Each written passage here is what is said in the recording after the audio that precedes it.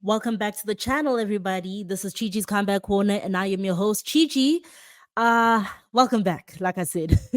So today, I have a champion. You know what I'm saying? I have a champion. I have an interview with the champion for you guys. It's the one and only two-time EFC Middleweight Champion, Luke Michael. Welcome to the channel, Luke.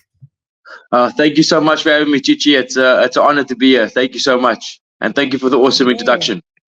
You Thank know, you. Luke, I've been trying to get a hold of you, and I know that you're a very busy man, so Yeah. yeah, thank you for coming on the No, channel. yeah, it's been a bit busy since I got back to Cape Town, but I'm super happy to be on the show now, and I'm glad that we could find a suitable time for both of us. Yeah. And it's great to see you in good spirits too. So Yeah, yeah. thank you. Without further ado, let me actually start off with a question I think that's been on my mind since the pre-event press conference of EFC 116, which is like how does it feel for you to now be 10 years deep into your professional career right now? Because you did speak about that and all of that. So I Yeah. just wanted to know, how does it feel for you to now be at that point where you're 10 years deep into this professional career of yours? Wow, man, it's. I think the best word that describes it is deep. Actually, it's been an emotional journey, man. Lots of ups and downs. I made my debut at 19 years old. Won my first two. They went in a bit of a losing streak. Changed weight divisions back and forth, and finally, I found myself eventually years later. But like they say, everyone's journey is unique to them, and I'm grateful for I'm grateful for everything, even the hard times, the losses I've had, because it's made this victory so much more sweeter, and it's motivated me more than ever to maintain my championship status and go on to bigger things. The journey has really motivated me. If I won it early, which I do believe I had the skill to win it back then, but maybe I had to learn some lessons along the way, and I'm grateful for those lessons now. 29 years old, and the best is yet to come. Amazing. You mentioned that you changed weight divisions and all of that. Which division were you in before? So I made my debut at lightweight, actually. I fought my whole amateur career at lightweight, and I made my EFC debut at lightweight. But I used to cut a lot of weight to make lightweight, like maybe 10 kilos.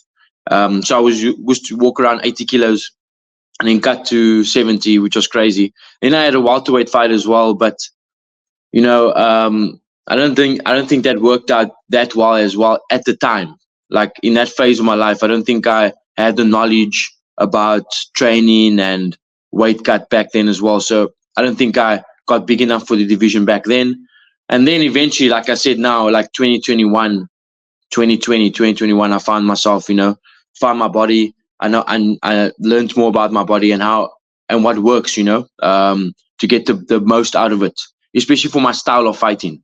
Yeah, man. So I'm feeling strong now. I'm feeling explosive, and you know, I showed that in my last fight that physically I could go 5 rounds. So that's just Yeah. testament to me saying that I know my body so well now, and I'm grateful for that as well. That's amazing. And you mentioned like how you've been busy, and one of the things that we know that you're always busy with is the Performance Institute there in Cape Town. Can you just tell us about like how that came about? How what motivated you to even create the Performance Institute? So it came up during the time when I was injured, in 2022, when I was supposed to fight Pupanga for the rematch. I tore my ACL, so I was out for the entire 2023, which was last year. Mm. And yeah, World Sports Ben and I, we have a very good relationship. We decided, hey, let's utilize this time wisely, because I couldn't obviously compete, couldn't actually train as well MMA. So what else would I have done, besides sit at home and do my rehab? So we took advantage of the time we had, and we opened up the gym. I'm super grateful for World Sports Ben and for everything they've done for me. And it's an awesome facility. We're growing every day, and I'm super grateful as myself as a professional athlete in this country to have access to such a world class facility, and to do my training and preparation in for my EFC and MMA fights. And you mentioned that like that's what you guys kind of created there with World Sports Betting, and we know that World Sports Betting is a very integral part of your MMA career.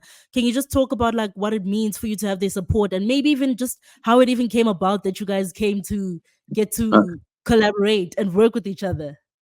Yeah, no, it means the world to me, man. We've actually begun our relationship in April 2019, like, yeah, over 5 years ago. I was Yeah. just, I think, where was I back then? I was coming off a win. Yeah, I was coming off 2 wins. And I was like in a decent phase. I think they were doing that Grand Prix back then. I was supposed to fight Conrad Siabi, and then the winner fights Tema Garumbo. I was in that phase. It wasn't a bad phase, and I reached out to them because I was looking for sponsors. Obviously, I mean, I believe any athlete in this country is always looking for sponsors to assist them on this journey. It's a tough sport. I reached out to World Sports Band, and they got back to me immediately. And ever since then, it's just been a awesome connection. We just it's a two-way street. I bring as much as I can forward, and they've really given me the opportunity to be a full-time athlete in this country, and obviously open up the Performance Institute as well. It's remarkable, and I'm grateful to be partnered with them. Especially now, being champion and going on to bigger and better things. I just want to elevate myself, my brand, and promote them along the way. And yeah, I'm super grateful for Sports Brand. And now moving back over to the Performance Institute, right? What are some of the services or the classes that are offered there? Can you just give us a little bit more insight, as well as like tell us whether perhaps someone who wants to train, could they find you there? Yes, thank you so much. Yeah, so we offer, we have like an open gym where like normal weights, treadmills, but like cycling machines, cardio machines, and then we have like an MMA section where we train like mixed martial arts, jiu-jitsu, wrestling, grappling, kickboxing, everything basically. So we have like two sections of the gym. The one's the CrossFit side with the gym, and the other side is where we do like where the magic happens, the MMA side.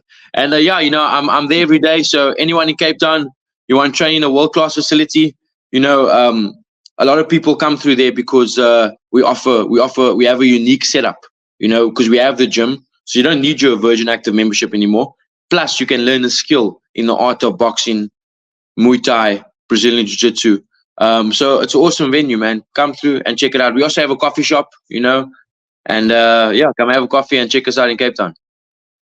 Awesome. And like in the lead up to your fight at EFC 116, we saw you training with Faiz Jacobs, and he even came up with you and was part of your corner essentially. How did that partnership come to be, and like what do you feel like it kind of benefited you? Wow, yeah. So for Ease and I, we connected down here in Cape Town. Obviously there aren't many active EFC athletes in Cape Town, and we sort of just connected. He came for a session at my gym, and then we got speaking, and I was like, hey, I would love to like collaborate with you and train with you, and we can just feed off each other. But then he ended up being a very important part in. He played a very important role in my last preparation, and I'm super grateful for that. He took the lead as my training, like my head training partner. I never actually had a coach for this fight. I just I just had him, and you saw Conrad Siabi and Anise Kanebe in my corner. So yeah, we made it happen, man. I never had a coach, and I fought CIT, the best gym in the country. But I'm super grateful for Ease. It just shows that he got me ready, physically, mentally, and we went out there and took the belt. Yeah. And now we know that Faiz Jacobs is headlining EFC 117 against Vince Bembe, and he will be challenging for the bantamweight title. Could we see you return the favor? Perhaps you might be in his corner this time. Yes, 100%. We've been putting in work in Cape Town, and fans can expect me there to see Troublemaker take the belt and bring two belts back to Cape Town in a matter of few weeks. Amazing. So we know like that you tend to train at different gyms also, like in the lead up to your different fights. Is that something that just happens, or do you actually do that like strategically to get like different things from different camps and all of that? Yeah, I do actually do that. Like even my last fight against JP Kruger, I trained with Soldier Boy. Whenever I'm in Joburg, I like to go around. But I have formed a very good relationship with Anise Kaneba. I like his energy, and he really pushes me hard. He's a great training partner. So I've used him for my last few training camps in Joburg. I'm super grateful for him.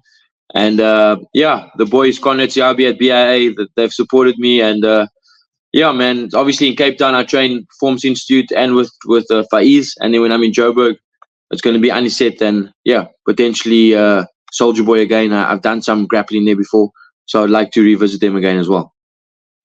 Shout out to 8292 Gym, Soldier Boy's Yeah, gym over there. yeah. And I done some good sessions there before the JP fight.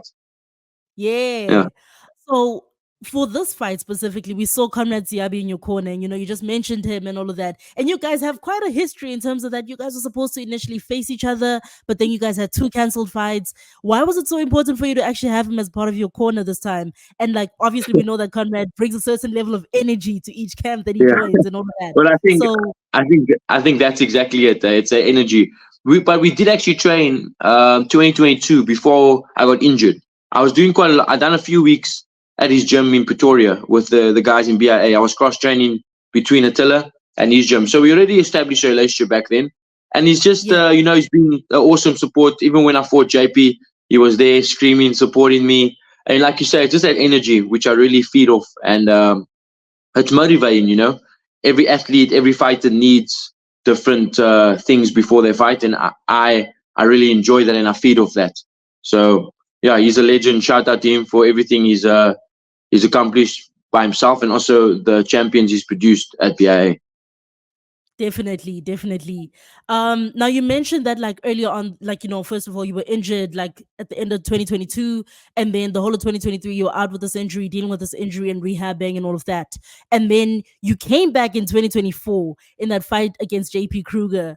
Can you just walk us through what your emotions were as the fight actually took place for you to get back into the hexagon, and then the fight not really going your way, and just let us know how you felt in that moment. Yeah, I know it was a massive fight to come back from. Like 2 years, 2 months out of the game. I mean, like I said earlier, last year I never even trained MMA. I was just doing rehab, so I only started training like towards the end of last year, and then it was like 3-4 months before a massive fight against someone who's been in the game as long as I can remember. Before I was even in EFC. So the pressure was there coming back after so long, after such a hard injury. Round one, I obviously let everything go. I just went super hard, tried to finish. Could have been finished. Yeah, I went. I let all my emotion of the 2 years out in that one round, and he caught me in round two. Respect to him. Yeah, he caught my neck. These were it is. That obviously had to happen. I'm grateful for that happening. It taught me so many lessons about just who I am and how far I can go to become champion. Because I went through some dark times after that fight, but Yeah. look where I am now. I'm super grateful for the highs and the lows. Most definitely, most definitely. Now, going back to the whole thing of you actually liking to go to different gyms and all of that, could we potentially go see you actually go to House of Tinkerbell, which is JP Kruger's gym over in the east? Could we see you actually going there and maybe training with the goat himself and training with the camp over there at House of Tinkerbell?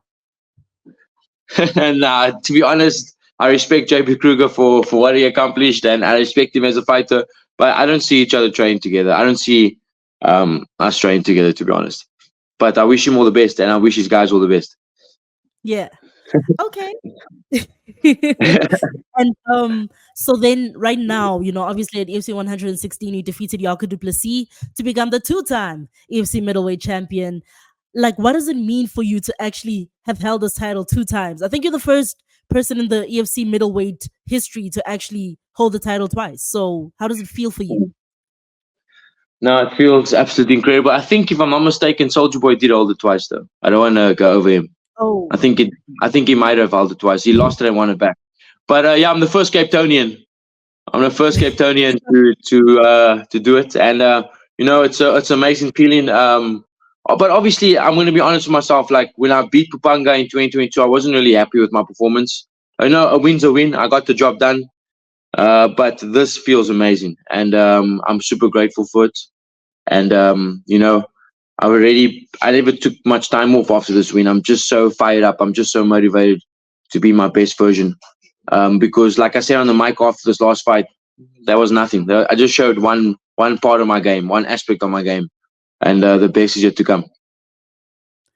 now there was a lot that happened after this recent fight, but before we even get there, you mentioned something very, very important. You mentioned Pupanga Trezo, who is he's kind of become an important footnote, I guess, in your career at this point, in terms of that first middleweight title fight that you had, which was against him, and it was like, just covered in controversy and all of that.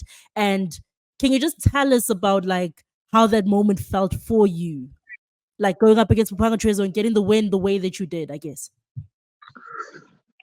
Like you said, now there was a lot of emotions in that fight. Back and forth, back and forth. He got me right in that first half of round one. He really done damage. Illegal strikes. I was still moving off my back. Then we reset the fight, and I got on top and I landed legal strikes, which stopped the fight. Referees' hand signals should have been better. But at the end of the day, if he was champion material, he would have recovered and came and done it again. He wasn't. He quit. So he quit with me on top of him. So I was like sort of happy with my performance, but not too happy. But lessons learned, and all the best to him as well. So then now, the main question that I have then with regards to Pupanga Trezo is that would you ever run that fight back with him? Would you ever look to have a rematch with him? No, I mean, what's that guy's record now? I mean, it wouldn't add any value to my career. Also, he lost recently, and it's so funny because he lost by illegal strikes as well. I don't know if you know that in UAE Warriors last year. I'm not sure. I don't think anyone knows that. They need to go look. He complained about strikes behind the head, and the referee stopped the fight, and the fight got turned over for no contest. Okay. But so did you feel vindicated, I guess, when you won this fight against Jaco du Plessis? For those who might have thought that your first win was a bit of a fluke or had a bit of question to it, did you feel vindicated with this victory specifically? 100%. I mean, unanimous decision. He had nothing for me on the ground. A lot of people are talking about, I should have done more damage there, done more damage. What was he doing? He was doing nothing. He was just on his back. No disrespect to him. But like I said before, these levels. And I controlled the fight, I didn't want to burn out like I did against JP Kruger. I wanted to win each round, which I done decisively besides round 3. 4 rounds out of 5. I'm super happy with my performance. I mean, like I said to Presser, I'm not even a big middleweight. I got out there and beat these guys who's much heavier. So listen, yeah. I told EFC I want to fight for the welterweight title, and that needs to happen next. Before we get to that welterweight title story, right? Shadrack Nsua was another person who actually fought on the EFC 116 card, and he is also a middleweight fighter, and he has actually been declared your number 1 contender. So how keen are you to actually defend the title against him? I'm always keen to defend my title. I believe that's the definition of a true champion. But with regards to Shadrack, I mean, I looked at the guy's record, and he says I'm ducking him, but he's just not relevant. Like, before I fought for the belt, I beat Dino Bagatine, a relevant guy. How can you beat Kulagani Klonga and fight for a title? And prior to that fight, get knocked out. And prior to that fight, go 3 rounds with Stefan Pretorius, who he couldn't finish either. But he tells me I couldn't finish an undefeated contender in Jaco du Plessis. I mean, like I said to Jaco as well, no disrespect, but these levels. I spoke to EFC already about the Shadrack fight. I'll fight for my welterweight belt, and if he gets another win, of course, it's inevitable that I defend against him. But he needs another win against a relevant opponent, maybe like Jaco. Let's see what happens there. But I won't be fighting him. He doesn't deserve it. So if you think I'm backing him, he's delusional. I